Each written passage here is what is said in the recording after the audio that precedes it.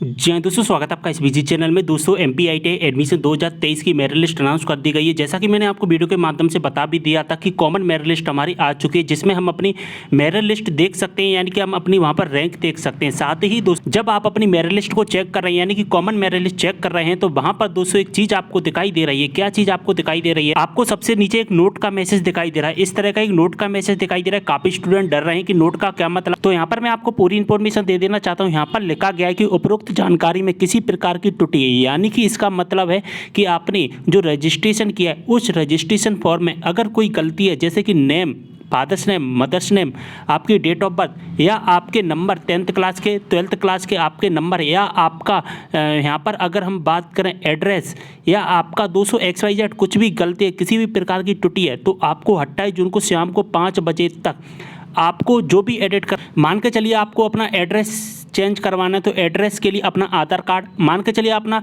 Name change करवाना है तो आपको उसकी मार्कशीट, मान के चलिए जाति प्रमाण पत्र से संबंधित कुछ एडिट करवाना है, तो इन सभी चीज़ों की आपको स्कैन करके, यानी कि एक कॉपी स्कैन करके इस ईमेल आईडी पर सेंड करनी थी। इस ईमेल आईडी पर सेंड करनी थी, केवल और केवल उस ईमेल आईडी से हमें सेंड करना है जिस ईमेल आईडी से हमने रजिस्ट्रेशन फॉर्म भरा था। रजिस्ट्रेशन फॉर्म भरते टाइम आपने जिस ईमेल आईडी का यूज किया था उस ईमेल आईडी से आपको इस ईमेल आईडी पर भेजना है। केवल और केवल उन्हीं छात्रों को यहाँ पर भेजना है जिन स्टूडेंट के रजिस्ट्रेशन फॉर्म में कोई गलती है। अगर आपको ऐसा लगता है कि हमारे रजिस्ट्रेशन फॉर्म में कुछ गलती है, केवल और केवल उन्हीं छात्रों को यहाँ पर सबमिट करना था और किसी भी छात्र को सबमिट नहीं करना था। ठीक है, मान कर चलिए आपके 10वीं क्लास के मार्क हैं, उनमें कुछ गलती हैं, तो दोस्तों आपको उनको सुधारने के लिए अपना यहाँ पर 10वीं क्लास का जो मार्कशीट है उसको अटैच करके इस पर सेंड करना था। या दोस्तों ऐसे स्टूडेंट जिन्होंने अपने जो मार्क हैं, अपने मार्क किस में सेंड किए, यानी कि जब रजिस्ट्रेशन किया था उन्होंने अपने जो मार्क हैं परसेंट की बजाय ग्रेड में लिख दिए, जैसे A grade, B grade, C grade, लेकिन